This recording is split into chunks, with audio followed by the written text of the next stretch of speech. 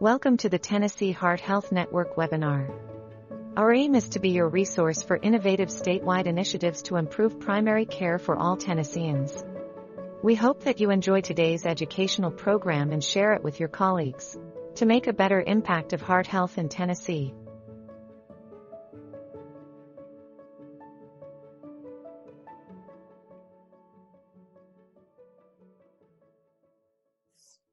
So just a little bit about me. I'm a registered dietitian. I've been in practice probably, I'm just gonna say in the over 25 year mark now. I spend a lot of time in acute care and outpatient settings. I have an interest in prevention. Specifically, I've done a lot of work with diabetes prevention and am now the director of the Masters of Science in Clinical Nutrition at the University of Memphis, training new experts in nutrition and their internship program. So they rotate through a lot of our Memphis community hospitals and public health settings. So I've been there, this will be starting my 6th year, and it's been probably the most rewarding career that I've had. I love mentoring others and education. I find it very rewarding. And then I like sharing information as well. So to go ahead and get started, I'm probably speaking to a group that knows these statistics already, but let me see if I can, sorry, one moment, Gladys, I've got my bar in the way, but um, in the United States, we seem to be operating more in a sick care modality, right? We know that 1 of 3 adults, or about 96 million of us, have it or are at risk of developing prediabetes. 48% have hypertension, 10% have had any kind of cancer. Digestive diseases and disorders are on the rise. 4.5 million of us have liver disease, and most of that is now the non-alcohol related type of liver disease. It is becoming more fatal than the alcohol related liver disease was years ago. And then for males and females, our top leading causes of death are still cardiovascular related cancer, heart disease, followed by respiratory disease, stroke, and diabetes. And all of these obviously are preventative through a different type of healthcare, through our food as being our medicine, right? I often say, wouldn't it be nice if our healthcare system got paid on how many of their patients, the physician's patients, started eating more fruits and vegetables versus having to be prescribed medication sometimes. So let me move forward.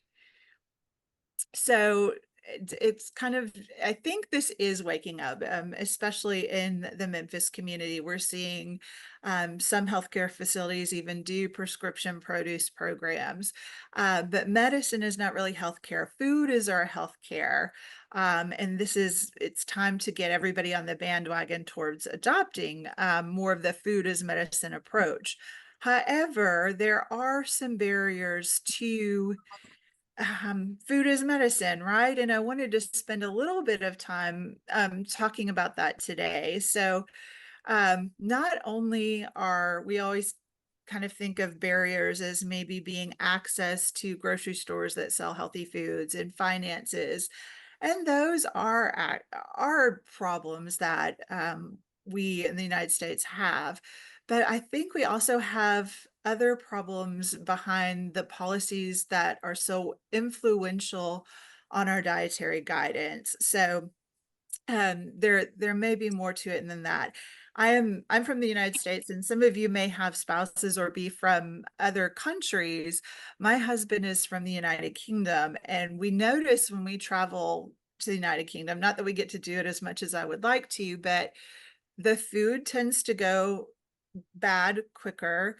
There are less ingredients on the ingredient list, and there are less additives and preservatives allowed into the foods to begin with from the regulations of the departments in that country. And so sometimes I think just raising some awareness may help more people advocate for change on a bigger level to the foods that are in our food system. So basically, our dietary guidelines are all influenced by different parts of the government, including the Health and Human Services, the Federal Trade Commission, several large agricultural interest groups that are influential in both the House and the Senate.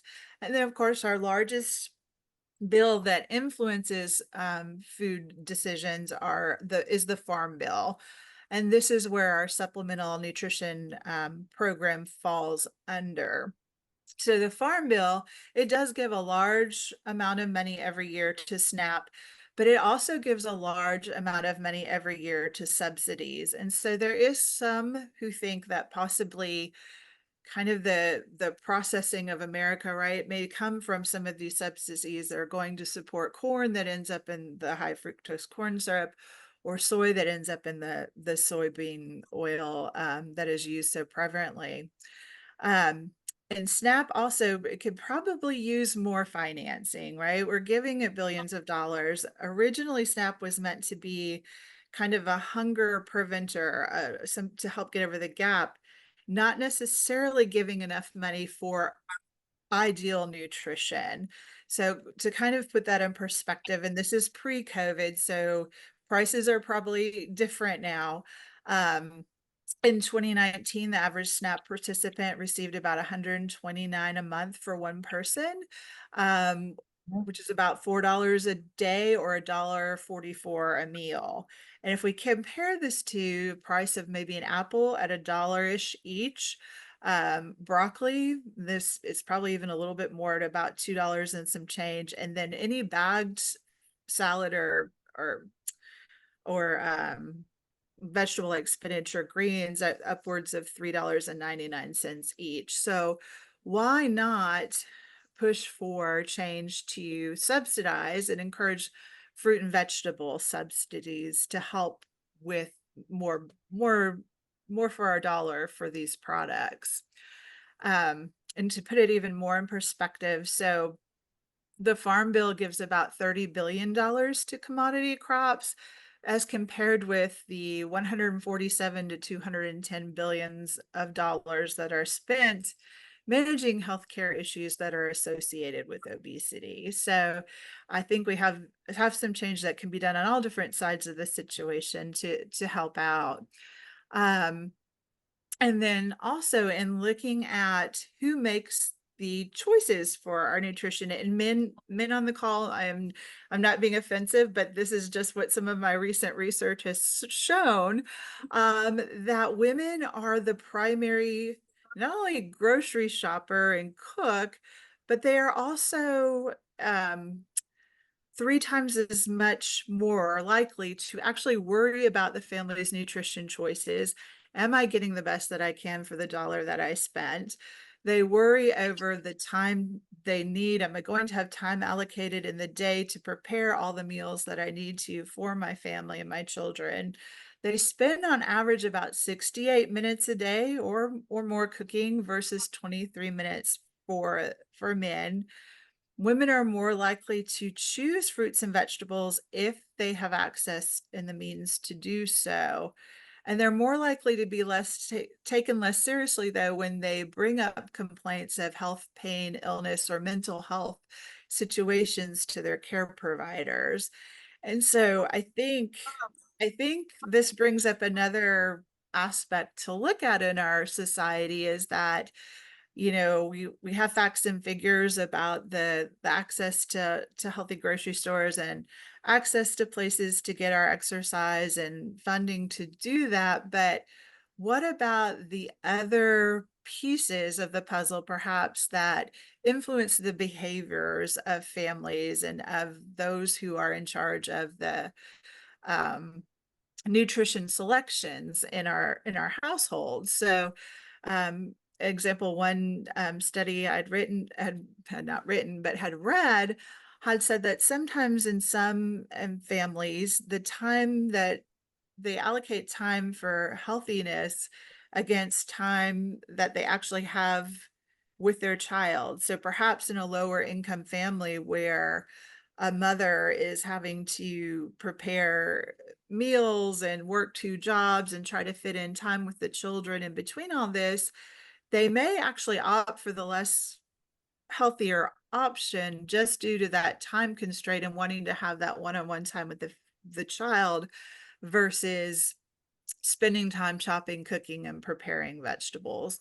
So I think for when we're trying to all increase more fruits and vegetables, it's more difficult than what we say maybe, right? The 5 a day of fruits and vegetables, eating the rainbow, moving our bodies at least 150 minutes a day. There's other factors to consider. Our healthy eating index score. So the score, if we were to rank our diet in the United States, we're failing. We have a score of 59. And then we also have increasing issues with food insecurity. So it affects about a third of single mothers and up to half of all our households that are on SNAP.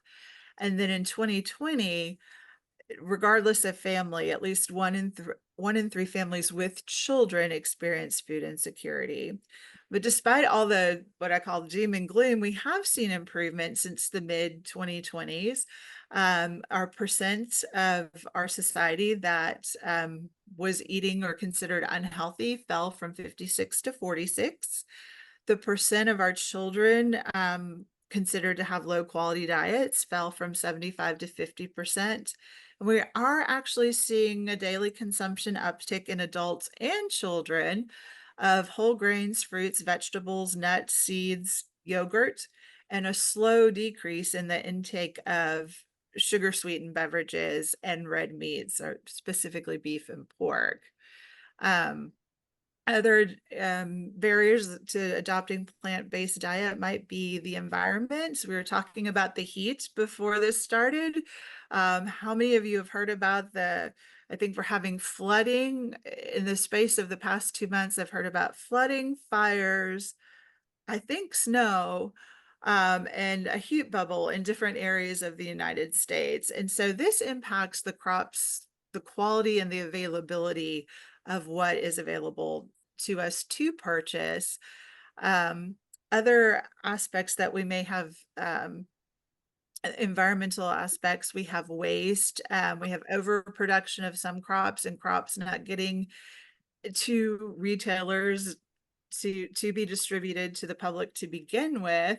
And then we have waste in our own homes, in fear of waste that happens. Time is a factor, and priorities in our life for healthy eating are also factors that could interfere, but they're not they're not something we can't overcome. So I adopted this from one of my coworkers in a presentation. So instead of let food be your medicine, as the Hippocrates said back way back in the day, let's let food be our prevention. So we start to see these numbers stop going up for the diseases that were on the first slide. And so why choose plant-based? Well, higher fiber. So the higher the fiber that you have in the diet, the better your gastrointestinal health. And we'll talk a little bit more about this in the future slides, but also the happier your gut is, then the better your mental health is and the less risk of disease. So our plants provide us with antioxidants, cancer fighters, stanols, which are cholesterol esters, cholesterol that's found in plants that are beneficial in decreasing inflammation in the body in humans. Our microbiome health, this is part of gut health. So within our digestive tract, we have billions of bacteria and microbes that live in their own harmonious, hopefully harmonious unit. They're more harmonious the more plants that we eat. And we are learning more and more every day about how this microenvironment within our bodies can help treat and reduce prevent heart disease, prevent diabetes, prevent stroke, prevent cognitive decline, prevent Alzheimer's and other cognitive disorders. Not to mention plants, provide a lot of volume and satiety so you can feel full on fewer calories, and it's better for our environment. It takes less resources to grow plants than it does meats. So I hope everybody can see, to kind of explain and show some pictures of what this microbiome looks like within our body. Um, we have um, if you look at the purple picture down here, what we have are mice intestines. And I think a picture is always worth 1,000 words, right? So plant-based eating actually slows down absorption of nutrients from those foods within the small intestine of the body. And so that's where the majority of our nutrients are absorbed. So the longer they can hang out in the small intestine, the more you're going to absorb. So on the left, we have a mouse that was fed mostly a plant forward or plant-based diet. So you can see what these are the intestines, and they have little villi and what we call, let me see if I can get my pointer, crypts. So this is where all the activity of the absorption takes place. So they're nice and deep within the lining of the intestine here. So lots of nutrient absorption can take place. On the right-hand side, we have the standard American diet fed mouse intestine. And on here, you can see how inflamed that is. There's hardly any depth to the absorptive area where those nutrients can get absorbed, and there's more inflammation and fatty infiltration in there. So if we were to look at something similar with humans, I think if I knew when I ate that carrot, it was going to really be absorbed, and when I ate that pizza, it might make my stomach look like this, I might think twice about it, right? So I like to use the picture sometimes where we can. And then in the middle here, this is another picture of the inside of the gastrointestinal tract lining, where you have um, all the microbes here that are contributing to the microbiome that help to decrease disease, increase the production of good DNA, and prevent future disease. And this green barrier here is the lining of the gut. So it's basically a mucus lining, and you want that to be nice and thick so that you have maximum absorption of those nutrients. If you heard when you speak of a leaky gut, when you have a more pro-inflammatory diet, this mucosa tends to get thin, and then you don't have quite as nice a function of your gut for absorption. And then plants also, as we are growing our microbiome with that increased intake of plants, the microbiome here in the gut influences the talk to our brain. So I don't know if anybody ever suffers from stress, and that might get your stomach either where you're feeling like you're having issues with constipation, or you might feel like you're having issues with diarrhea from stress. That mental stress is communicating to those microbes and causing that distress. But the more healthy plant intake that we have, the less inflammation we have, and it signals positive, calming signals to the brain to help decrease stress. So with more plant-based intake, we can improve mental health as well. Other benefits, and this isn't even, you don't have to go vegetarian to see the benefits of a plant-based diet. In a review that I looked at, even like incorporating 1 or 2 servings of plants compared to no servings of plants, you see some benefit. So the plant-based diet has the most scientific evidence to support a reduction in chest pain, greater weight loss, improved metrics with diabetes. So lowering your hemoglobin A1C, lowering your blood glucose, and sometimes even what we're considering a reversal of diabetes. So if your blood sugar can be with a hemoglobin A1C less than 6.7% over greater than 3 months, then you may be considered almost in a reversal of that the diabetes. The plant-based diet is also associated with reduced low density lipoproteins, C-reactive protein, and it's more so compared to the dietary guidelines that the American Heart Association puts out. Decreased blood pressure. It's also associated with decreased production of this N oxide, which is one of those intestinal microbes that is associated with cardiovascular disease. And then also improve myocardial perfusion or improve cardiac function. We also see potential reduction in healthcare costs through the environmental changes associated with a plant-based diet. Basically, we're maybe hearing a lot more in the news about reducing carbon footprint. And so, long story short, it takes less production of carbon dioxide for producing plant-based protein compared to meat-based protein. And then and thinking how hot and thinking about water supplies, it takes much less water to support plant-based diets versus primarily meat-based diets too. So kind of an overview, this may be something that some of you know, or maybe just a refresher, but we talk about not only eating plants, but being sure that we get a variety of the different colors of types of plants, right, to include in the diet. So it's not only important to get them, but it's important to try mixing it up too.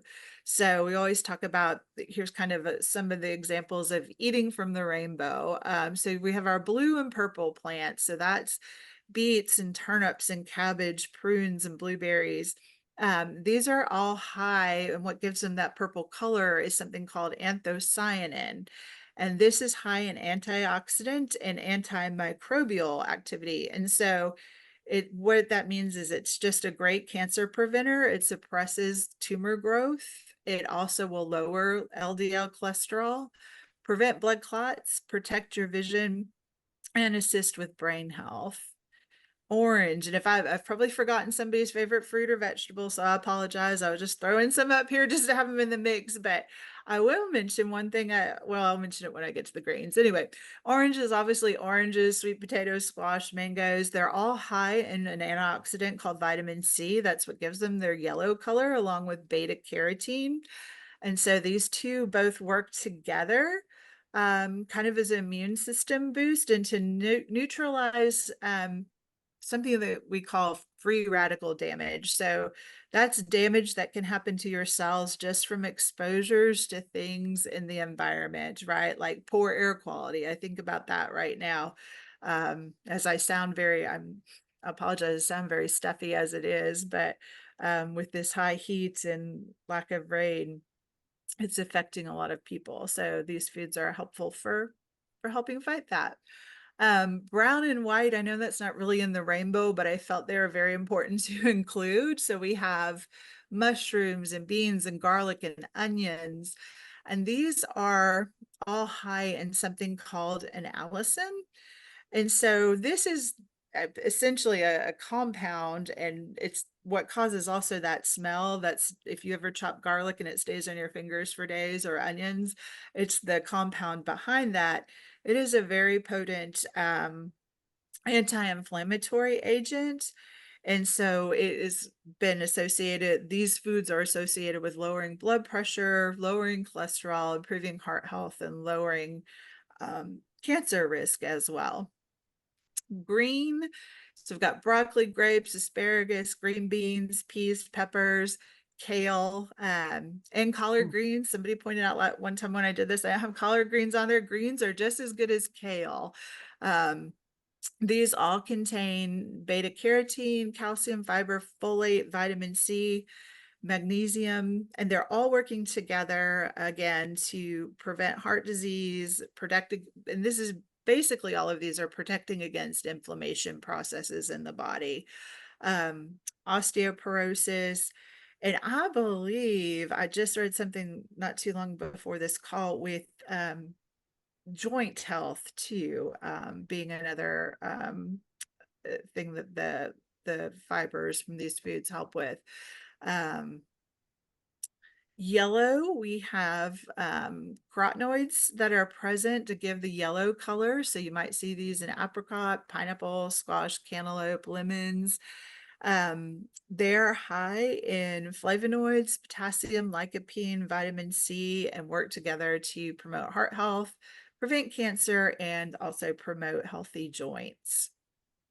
Which we think of all that, this is all anti-inflammatory, right? And so there's been a lot in the news and the media of combining this with something called intermittent fasting. And so this is going for a period of time with is, or they might call it time restricted meal planning, where we're kind of doing a little metabolic mix up to get our body burning fuels more efficiently. So when we're in the fed state, and I'm guessing it's dinner time right now, so if you're not eating dinner, you're probably in the fasted state, wishing I would hurry up so you could get to the fed state. But and when we're in a completely fed state, and most of us walking around in the United States probably are, you're got bombarded with food everywhere, at your work, at your home, at your job, it's on marketing. And if we're constantly in that high fed state of being fed, your insulin levels are typically higher, your blood sugars are typically higher, you're burning the sugar for energy or glucose, and you're storing fat stores. But more science is showing when we switch to a fasted state, our insulin levels are staying lower, our glucose stays low, or our time in the zone that we would like it to be in is longer. We're basically breaking down fat and burning fat for fuel. So we do see some anti-inflammatory effects of following that type of meal pattern. So fasting goes back to kind of the history of it to our hunter-gatherers. You may have heard that we have trouble losing weight because back in the day, back when our ancestors were alive, we were having periods of fasting and famine. So we had to run and catch our deer. We gathered all our fresh produce when it was abundant. And then we might go many weeks or many months without having access to that amount of foods. And so this gene that's left over is often referred to as the thrifty gene that helps us hold on to fat stores even now, that as a general rule in society, it's not for everybody, but there we have more than enough food coming in. We're never really in that fasting state like the ancestors used to be. Some people have traditionally participated in fasting for spiritual reasons. Ramadan is usually a month of fasting. And then some people have participated in Daniel fast or fasting for any type of religious purpose to help clear your mind and focus on your prayer and your personal growth. And then Hippocrates also used to use fasting as a way to help people build their body's natural resistance. And one of his quotes is, people should exercise on an empty stomach. Their meat should be fat as the smallest quantity is filling, and they should only have one meal a day. So it's been around for history, and I think it's had a little resurgence in popularity. There are different lengths of times of fasting. The most common one that you'll hear about is the 12 to 16 hours of fasting. So 16 hours of fasting followed by 8 hours time frame of eating. Now this can be done in any fashion of hours that you would like to choose. And if you're just starting into fasting, you would want to step yourself into it. Other fasting studies that are being done are called alternate day fasting or a 5-day, 2-day fasting. So that incorporates usually like a day or two of 24 hours of fasting, and then 5 days during the week of regular eating. And this is supposed to be most helpful for regenerating and boosting that gut microbiome that we were looking at earlier. The Ramadan intermittent fasting is typically every day for 12 to 17 hours. So it's from um, dusk until dawn until dusk. And so that also includes no water, so no food or water, and for religious purposes. And then you'll occasionally see something called an immunity boost fast, which typically is 72 hours for boosting the immune system. Oops, where's my? So the benefits of fasting, you have increases in ketones. So ketones are something that come from the breakdown of fat, and the body will use as fuel in the absence of sugar. You increase the antioxidant defenses of the body. There's increased what we call autophagy, which is cellular repair. You decrease glycogen stores and you increase kind of detoxification of your cells. You have decreased insulin levels and decreased protein synthesis. And I can't get the chat to open, Gladys. I don't know if there's a question or if I want to save that to the end. I can't. No questions yet. Okay, thank you. They'll come. I promise you. No, that's okay. You. I just don't want to be ahead. ignoring anybody. No. I've been watching it. Thank you. And I will say with fasting, like all of this should not be undertaken without physician guidance and without great consideration, as it is still, there's no harmful evidence, but if you're not preparing yourself appropriately, you could have harm, especially with medications. But it's not actually enough large studies, and we'll talk about that in a little bit, to say it's completely evidence-based yet. So it's up and coming. So what are ketones? These are the fuel that our body uses from the breakdown of fat in the absence of any sugar being taken into it. Ketones have been shown to help regenerate tissue. They also are the preferred fuel source for something called mitochondria in the body. So mitochondria, my science friends would not like me calling it the powerhouse of the cell, but just to remember, it is the cell that makes ATP and provides energy for the body. They're also responsible, the healthier they are, they kind of have anti-aging effects, right? And these ketones have also been shown to be a preferred source of fuel for the brain in the absence of glucose as well. So some of the research is now looking at how this intermittent fasting can help, and the ketones can help improve memory, and kind of the brain fog. And ladies, if you've become in that menopausal, postmenopausal, you know the brain fog I'm talking about that comes along. Also, ketones turn off that hunger hormone. It turns off the leptin that signals us wanting to eat in our bodies. So after you're in a fasted state for a while, you're not feeling hunger as much. So to explain the autophagy a little bit more, the cell detox, when the cell doesn't have sugar to consume, then it will focus on removing damaged proteins, damaged particles, and pathogens, and different things that shouldn't be in there, helping rid the cell of those harmful byproducts. And then fasting may also help destroy and deter viruses. So I read something briefly about they were looking at fasting with something with the COVID virus. So viruses also need that sugar to consume and replicate or reproduce itself. And so if there is no sugar available, maybe that slows down the viral replication. It's not a definite, but just something that's been looked at. Another possibility is while during the fasted state, the cell can do this detox process to help rid the body of the forever chemicals, the chemicals that are coming from our plastic products and different things in the environment. that we may or may not control. And then it also helps the mitochondria, those energy producers. Um, it helps make the ones that are there more efficient and healthier, and helps them body rid itself of the ones that are damaged.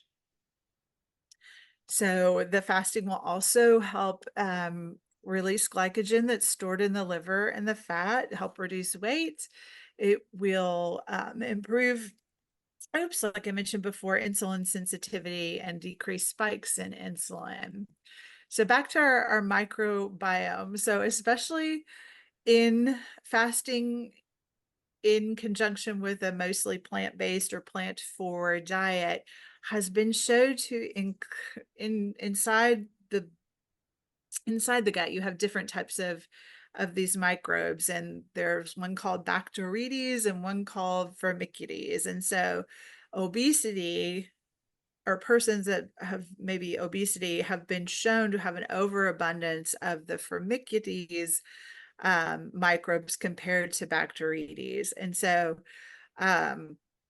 this is just something that's been noticed in the literature. So I often think, well, how can we change that balance? And probably more so with higher percentage of our diet coming from plants. So these microbes are all involved with the breakdown of estrogen and improving neurotransmitters, and this helps promote weight loss. The fasting improves the microbial diversity, and it helps kind of move these little bugs away from the gut lining into more production of bacteria. And the bacteria that are produced will then in turn make more brown fat versus white fat. And so brown fat has been shown to be more energy burning than the white fat. And then you'll have regeneration and repair of the gastrointestinal lining. And then all of these changes that are happening within your gut are associated with the things that we talked about. This anti-inflammatory process results in better cardiovascular health, decreased blood pressure, decreased risk of cancer, better blood sugar control. So many benefits. And then here again, men, sorry, not to exclude you, but I think there is some science that shows with the hormonal changes that happen in women, that perhaps some of this metabolic switching that we call it, that comes with periods of intermittent fasting, can help decrease spikes in cortisol, or that inflammatory hormone that is released. And that can fluctuate according to fluctuations in estrogen, progesterone, and testosterone, which women experience more of course, than men. And then with intermittent fasting, regardless of men or women, lean muscle mass, more lean muscle tissue tends to help make the effects of this more beneficial, more helpful. So in looking, I pulled a few studies from the past year or two with intermittent fasting. For this is with women with stage 1 through 3 breast cancer. And they've started this study in 2023. It's called Impact, and they called it time restricted eating. So a period of 16 hours of fasting followed by a period of 8 hours of meal consumption. And what they have seen through 2023 is, with following this pattern, there was a 64% less chance of recurrence of that breast cancer. And keep in mind, that's the earlier stages. And what they're hoping to continue to see as the study continues throughout 2024 and beyond is a decrease in the visceral fat accumulation that often happens in breast cancer survivorship. And chemotherapy, once they're through, then breast cancer survivors typically end up having a higher risk for cardiovascular disease. And so we don't have the results yet, but we're hoping to see some positive impact from that in terms of breast cancer survivorship and decreased risk of cardiovascular disease in that survivorship. with polycystic ovarian syndrome, we are seeing an uptick of students who present to our wellness clinic with PCOS and concerns. And so it was hard to find a study, but I did find a systematic review in polycystic ovarian syndrome. Out of, I think they looked at 2,000 studies or more, there were only 3 that they found that involved the different types of intermittent fasting. And so it was found that it can help improve the balance, I guess, of some of these sex hormones in these women. And then through the positive changes within the gut microbiome, but outcomes as far as decreased waist circumference, decreased body fat, decreased weight were mixed. In one study, there was no significant change, and then in 2, there were. So it was only a total of 75 people here too with PCOS. So I would be curious if there was a larger study, that it seems like it may have some positive influence, at least as far as fertility and enhancement goes. With sleep quality and weight loss, again, all these studies are small, and we need, and I say this all the time with nutrition research, like there, for every study you find something positive, I think you can find something negative. And we always need larger trials to prove everything definitively. It's just the nature of nutrition. And like, as soon as I say, go eat tomatoes, they're great, I guarantee you tomorrow there'll be some contamination of tomatoes across the United States. And, you just have to go and dig and constantly keep up with the changes that are going on.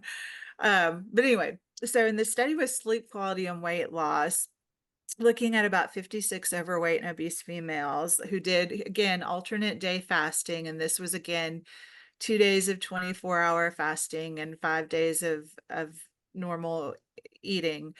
The women who were doing the alternate day fasting improved subjectively, reported they had improved sleep quality and daytime functionality.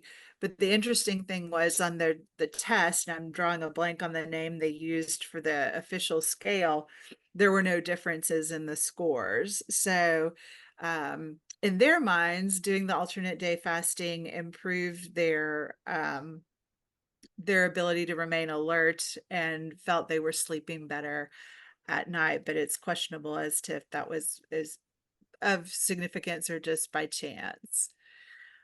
Premenstrual syndrome, again, alternate day fasting was done in this study and in women who were overweight or obese.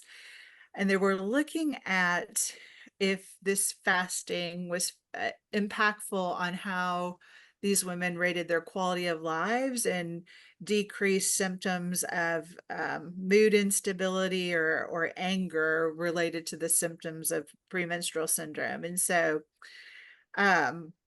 they did find a reduction in body fat mass and waist circumference. And more importantly, they did find that the participants who did do the alternate day fasting reported improved quality of life. And that's related to the decrease in the mood swings and symptoms and related to their physical symptoms of premenstrual syndrome. The interesting thing I thought about this too is they had the reduced weight and waist circumference, so a decrease in the abdominal fat accumulation, which we sometimes see, and no change in the fat free or than their muscle mass, which I thought was important to note. And then pre and post menopause, this was a study done in 2023. Again, a small group, but they had 31 that were aged premenopausal age of 21 to 42, and then 31 who were aged 43 to 68. And in both groups, now keep in mind, this was only over the period of 1 month of time-ish for Ramadan, but both groups who did participate in the intermittent fasting, I guess they had to actually, had significant decreases in waist to hip ratio, BMI, fat mass, blood pressure, glucose, and lipid levels. So their cholesterol and triglycerides also lowered. Now, what I thought was interesting with this one is they did not follow both groups after the 1 month of fasting during the period of Ramadan. So it's unknown how quickly or if these significant changes revert back after that period of time. So the bottom line is, and for plant-based eating, you really can't go wrong. There's plenty of scientific literature to support incorporating more fiber, more plants in our diet, which probably follows well after your last gardening talk and promoting planting all those fruits and vegetables. But the fasting part, it may be beneficial for weight loss. There may be some things specific to females that it can be helpful with. But so far, I think the majority are saying the benefits from the fasting come from the caloric restriction, perhaps, and not, it's a little bit mixed. So we don't have enough evidence to say it's better than or more beneficial for weight loss than other types of meal patterns, which may restrict calories.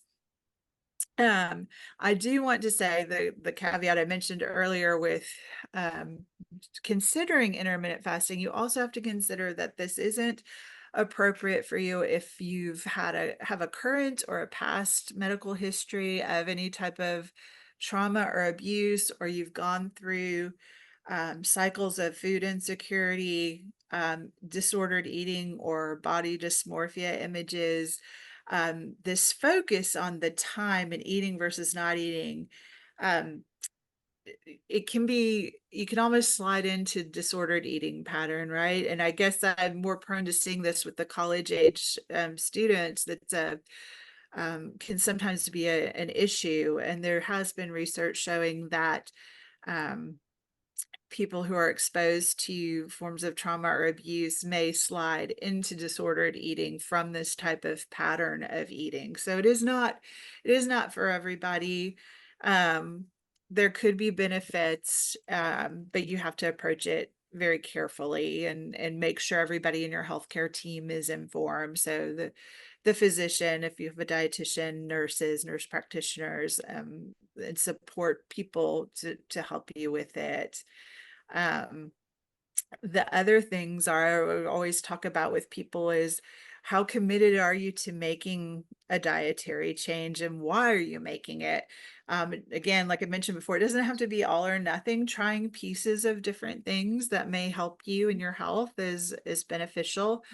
If you do intermittent fasting in any type of way, you need to make sure your physicians are informed. As you make these changes, you may need a different medication regimen, perhaps on the day, like say you're doing 24 hours of fasting followed by a day of eating.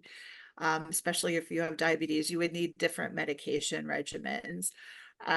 You don't want to forget hydration. So we still need lots and lots of water, especially when our temperatures are up over 100 for days on end. And then plan out who the time. Do you have the time to take to plan? Do you have the resources? Is it going to fit your food preferences, or how can you make this work to fit with your food preferences? How motivated are you to start this change? Are you just thinking about it? Are you ready to jump in? Are you already doing it? And who are your support people along the way with your change, with any dietary change or adaptation? And then, of course, that I didn't mention, along with diet, you've always got to have the physical activity, right? The moving our bodies, and the more that we can do it, the better. So I think, just to kind of sum up, I often think we as a culture, we think way too much about food and diets and fad diets and different things. And there's a plant-based physician, Michael Pollan, and I like how he sums it up: eat whole foods, not too much, and mostly plants. And most days, I think if we sometimes get our mindsets back into this simple process, that it can be easier, and know that there's several different factors that influence your, I'll stop share so I can see everybody here again, but um, that influence why we eat, how we eat, what we choose to eat. And it doesn't have to be an all or nothing mentality. We'll have good days, we'll have bad days, um, um, there are things out there that may work for you that don't work for your neighbor, that don't work for your mother, sister, brother. Because along with all these different styles and patterns of eating, we also have our own genetic makeup, right? And our own different medical histories, our own different food allergies, our own different environmental exposures. And all this works together in our bodies in ways that we're still discovering, I think, with genetics and different technology that we have available. Um, so anyway, that concludes my presentation. If you have questions, you maybe talked longer than I thought I would. Feel free to ask or reach out to me through Gladys if she can get a if you have questions in the future. Appreciate you letting me speak with you all today.